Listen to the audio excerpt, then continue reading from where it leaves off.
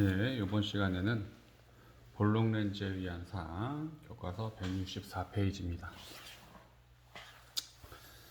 학습 목표로는 볼록렌즈에 의해 상이 만들어진 과정을 설명할 수 있다. 그리고 볼록렌즈의 초점과 상의 관계를 정량적으로 수식으로 표현해서 계산할 수 있다는 거고요. 들어가기 처음에 보면 수조의 일부가 볼록한 까닭은 그래서 수족관 같은 경우에 학교에 있는 그거는 그냥 어항밖에 안 되니까 수족관 같은 곳에 가보면 수조가 요 바깥에서 볼 때 이렇게 안에 좀 더 물고기가 조그만 것들어 있다고 하더라도 조금 더 잘 볼 수 있게끔 크게 볼 수 있게끔 옆부분이 이렇게 뽕 동그랗게 튀어나와 있대요. 수조를 왜 이렇게 동그랗게 만들었을까라고 얘기하는 겁니다. 그래서 우리가 상을 볼 수 있을 때, 우리가 어떤 물체를 보거나 그럴 때 그 물체의 상이라고 했는데 그 상을 볼 수 있는 원리를 가지고 얘기하는 겁니다. 처음에 나온 부분은 뭐냐면요, 요 상의 정의예요. 상이란 물체에 나온 빛이 거울, 렌즈 등과 같이 광학기기에 반사 또는 굴절되어 사람의 눈에 들어왔을 때 보이는 모습을 나타내는 것이다. 첫 번째 나오는 건 평면거울입니다. 평면거울이라고 얘기하면 어떤 물체, 뭐 초라고 하는 물체가 있다고 합시다. 초라한 물체에 이제 불꽃이 나옵니다. 불꽃이 나오게 되면 그 불꽃이 거울에 부딪혀서 이제 사람의 눈에 오겠죠.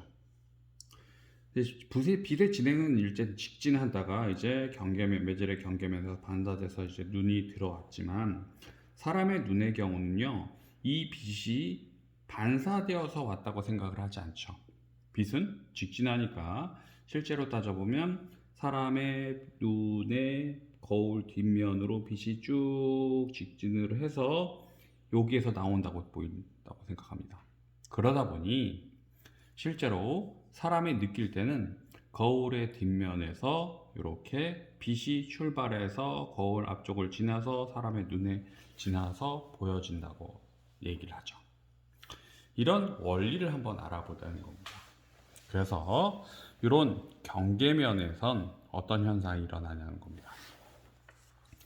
그래서 첫 번째 나오는 건 뭐냐면 매질이 있습니다. 매질 1이라고 얘기하고요. 매질 2라고 얘기합시다. 그러면 매질의 경계면과 수직한 선, 이걸 뭐라고 얘기한다? 법선이라고 합니다. 법선이라고 얘기하는데 이 법선과 매질의 경계면을 향해서 이제 파동이 진행되죠. 대표적으로 빛이 진행되어져 나갑니다. 그래서 부딪히게 되면 법선과 그 입사파가 입사하는 광선이 만나는 각도, 이걸 입사각이라고 하죠. 이렇게 되버리면 매질의 경계면 현상에 일어나는 현상은 크게 두 가지입니다. 첫 번째 뭐냐면 이렇게 요거 입사파라고 얘기하면 튕겨져 나간다. 그래서 이거 반사파라고 합니다. 그리고 매질 1이랑 매질 2니까 매질이 틀려지니까 매질에서의 속도도 틀려지겠죠. 그래서 이렇게 꺾어집니다. 꺾어지는 걸 이제 꺾어져 들어가는 걸 굴절파. 그래서 이 굴절파와 법선이 이루는 걸 굴절각, 반사파와 법선이 이루는 각 반사각, 이렇게 얘기하죠. 이래서 이걸 가지고 얘기를 하면 입사각이랑 굴절각을 비교해 보면 입사각이 크죠. 입사각이 크니까 입사파의 파동의 속력이 훨씬 빠르고요. 파동의 이동 속력이 빠르고 또 굴절각이 작으니까 파동의 이동 속도가 좀 더 느리겠죠. 속도가 느리니까 진동속은 일정할 테고, 그러니까 이제 파장도 더 짧아질 거예요. 이제 이거는 빠른 매질에서 어떤 거? 느린 매질로 가는 겁니다. 빠른, 느린 매질로 진행되어서 나갈 때 그렇죠. 대표적으로 얘기하면 공기, 물, 뭐 교과서에서는 유리, 이렇게 되겠죠. 그럼 파동은, 빛이라는 파동은 공기에서 물 앤드 유리로만 가는 건 아니고요. 물 속에서, 유리 속에서 빛이 진행되어서 나갈 수도 있을 거예요. 그래서 얘기하면 매질 1, 매질 2. 그래서 여기 그 빠른 그리고 느린 매질 대표적인 거 공기 그리고 유리라고 합시다. 그런데 이번에는 매질의 경계면과 수직한 선, 법선이죠. 법선과 매질, 느린 매질에서 이제 진행되어져 나간다고 합시다. 그래서 경계면과 딱 들어갔어. 그러면 요걸 이제 입사파, 입사광선, 또 요거 각도를 이제 뭐라면 입사각. 경계면에서 나왔으니까 이제 튕겨져 나가겠죠. 그래서 이거 반사되어서 나간다. 반사파. 그리고 또 요 각도를 이제 뭐라고 얘기한다? 반사각. 이렇게 되겠죠. 그리고 또 매질의 경계면에서 일어나는 게 반사만 일어나는 것이 아니고 또 뭐도 일어나냐면 튀어져 나가는 거 굴절파. 그럼 요 각도를 이제 뭐라고 얘기해? 굴절각이라고 얘기하겠죠. 물론 요 각도가 점점 커지게 되면, 입사각이 점점 커지게 되면 어느 순간 굴절각이 90도가 돼 버리면 그때의 각도를, 입사각을 이제 임계각이라고 얘기하고, 임계각 이상이 돼 버리면, 입사각이 임계각부터 커져 버리면 굴절파가 90도 이상이 되니까 이제 전체가 다 반사가 된다. 이거 뭐라고 얘기한다고 그랬죠? 전반사라고 얘기했죠. 그래서 파동의 속도가 느린 유리에서 공기로 갈 때는 입사각보다 굴절각이 더 클 거예요. 또 좀 전에 했던 것처럼 입사각, 그 매질로는 빠른 매질에서 느린 매질로 갈 때, 공기에서 유리로 갈 땐 입사각이 굴절각보다 더 큽니다. 그럼 이런 상황을 프리즘이라는 물체를 가지고 한번 얘기를 해보면, 프리즘에 이렇게 매질과 경계가 수직한 선, 법선으로 해서 이제 이렇게 빛이 진행되어져 나간다고 합시다. 입사 광선이라고 합시다. 그러면 입사광선보다 이제 이렇게 돼서 이제 굴절파가 되겠죠. 이거랑 요거랑 떼주면 요 입사각, 그리고 요거 굴절각. 이러면 입사각이 굴절각보다 더 크죠. 그러니까 속도가 더 이쪽에서 빠르고 또 느려졌습니다.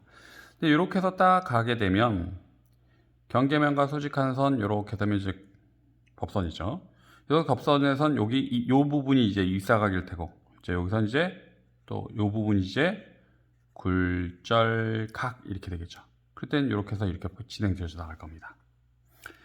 그래서 따져보면 요게 이렇게 꺾어져 나가겠죠. 그래서 매질, 공기, 프리즘 그냥 유리라고 합시다. 유리의 경우는 들어갈 땐 입사각이 굴절각보다 크겠고요.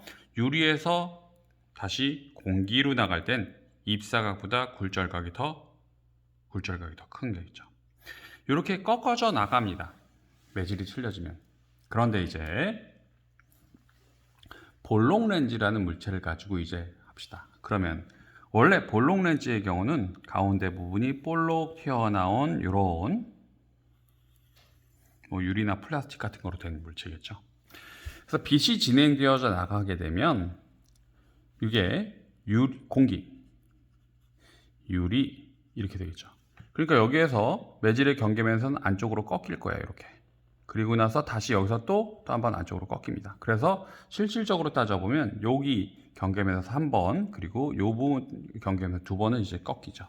교과서에 여기에 보면 잘 보이진 않겠지만 요 부분에서도 꺾이고요. 요 부분에서도 꺾입니다.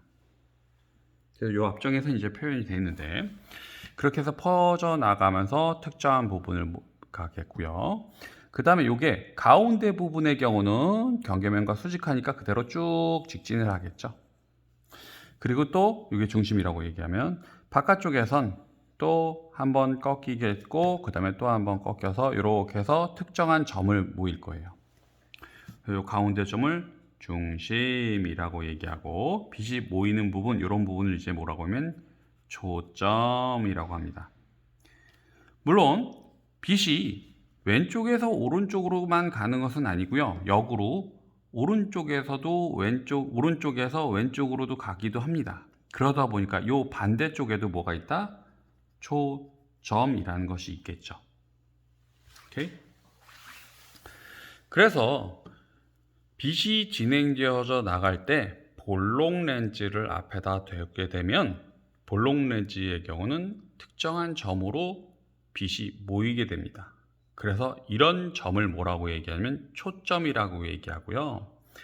초점 역으로 얘기하면 이렇게 평행하게 들어온 빛은 흔히 이 렌즈의 중심부와 수직한 선, 이 선을 흔히 광축이라고 얘기하는데, 광축에 평행하게 들어온 빛은 항상 어디를 지나냐면 초점을 지납니다.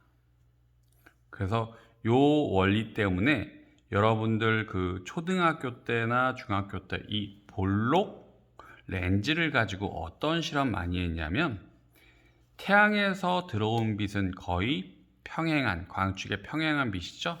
빛을 모아두고 볼록 렌즈를 놔두고 뒤쪽에 검은색 먹지를 두게 되면 먹지 깜장색이니까 빛을 잘 받아들입니다. 그래서 먹지가 까맣게 타버리죠. 요런 거 가지고 이제 볼록 렌즈를 사용하겠고요. 물론 셈이 그릴 때는 조금 볼록하게 튀어나오게 그렸는데요. 요걸 조금 더 뭐라고 해야 되지? 좀 얇게 그려주게 되면 뭐 얇은 볼록 렌즈가 될 수 있겠죠. 얇은 볼록 렌즈의 경우는 어떻게 되냐라고 얘기하면 광축과 평행빛은 그대로 쭉 나갈 테고요. 상대적으로 요 굴절각이랑 입사각이 조금 더 적게 변하다 보니까 어떻게 되면 좀 더 멀리 상이 맺히게 됩니다. 그래서 중심부터 초점까지 거리, 그리고 중심부터 초점까지의 거리가 조금 더 L일 때 L''이라고 하면 L''가 좀 더 크겠죠. 그래서 초점 거리가 이 부분이 볼록 렌즈가 두꺼우면 두꺼울수록 초점 거리가 더 멀게 됩니다. 다시 말하면 이런 거, 이게 두꺼운지 그리고 얇은지를 가지고 얘기를 하면 흔히 뭐라고 얘기하냐면 굴절률이라고 합니다. 얼마나 더 많이 꺾였는지. 그래서 이러한 초점 거리는 렌즈의 굴절률이 클수록, 그리고 렌즈의 표면이 많이 굽어 있을수록, 굴절률이 크다는 얘기는 뭐냐면 여기다가 굴절률이 큰 물체, 그래서 대표적인 건 그냥 유리 같은 걸 얘기한 거겠고요. 유리보다 굴절률이 좀 더 꺾이는 정도가 큰 걸 가지고 하면 더 많이 짧아지는 얘기고요. 렌즈의 표면이 많이 굽어 있을수록이라는 얘기는 뭐냐면 좀 전에 이거 두꺼울수록이에요. 얇을수록 초점 거리가 멀고요. 두꺼울수록 또 초점 거리가 짧습니다. 그리고 또 하나 얘기하면 굴절률이 큰 물질을 집어넣을수록 더 초점 거리가 짧습니다. 그럼 그거에 이어서 렌즈에 의한 상을 봅시다. 요거는 그림으로 그리기는 조금 애매하니까 이제 교과서에 있는 걸 가지고 얘기할게. 그래서 렌즈에 의한 상을 보면요. 이렇게 갑시다. 렌즈에 의한 상을 보면 상에 의한 작동법은 첫 번째는 하는 건 뭐냐면 광축에 평행하게 입사한 광선은 렌즈에 굴절하여 초점을 지난다. 아까 좀 전에 얘기했죠. 광축에 평행하게 들어온 빛은 항상 어디를 지난다? 이렇게 들어온 빛은 어디를 지난다? 항상 반대쪽에 있는 초점을 지납니다. 그래서 이렇게 빛이 모아진다는 거죠. 초점에서 빛이 모아진다는 얘기입니다. 그리고 또 렌즈의 중심을 향해 입사한 광선은 렌즈를 지날 때 그대로 직진한다. 꺾이지 않고 직진한다는 얘기예요. 이건 왜 그럴까요? 그러면 이렇게 직각이겠죠. 광축에 평행하니까. 이게 직각이니까 이건 그냥 굴절이, 입사각 굴절각이 없죠. 그냥 제로니까 그냥 그대로 직진할 겁니다. 그 다음에 초점을 지나서 입사한 광선은 렌즈의 굴절에 광축에 평행하게 진행된다. 이 말은 무슨 말이냐면 지금 쌤이 좀 전에 그릴 때 초점 왼쪽에서 이제 광축을 평행하게 지나가서 나온 빛은 항상 초점에 지나가란다고 이렇게 얘기했어요. 이게 첫 번째 이해한 문제고요. 이제 마지막 하는 건 뭐냐면 초점을 지나서 입사한 광선. 다시 말하면 초점에서 빛이 나갑니다. 다시 말하면 여기에서 이쪽 방향, 여기서 이쪽 방향, 여기서 이쪽 방향 이렇게 지나간다고 합시다. 그러면 초점에서 실제로 따지면 초점에서 출발한 빛이겠죠. 초점에서 출발한 빛은 렌즈를 지나고 나서 어떻게 돼? 다시 광축에 평행하게 지나간다는 얘기예요. 이해됐나요? 그래서 1번이랑 3번은 그냥 방향성에 대한 부분이에요. 초점을 향해서 지나가게 간다. and 초점에서 출발은 다시 광축을 지나간다. 그래서 그 말이죠. 왔다 갔다 하는 겁니다. 그래서 이걸 가지고 이제 한번 그려봅시다. 그래서 가운데 이제 볼록 렌즈가 있고요. 가운데 볼록 렌즈가 있고 그 다음에 이제 왼쪽에 물체가 있습니다. 그래서 물체에서 출발한 빛은 사방팔방으로 펴져 지나가겠지만 우리가 관심 있는 부분 가지고 얘기하면 첫 번째 렌즈 광축에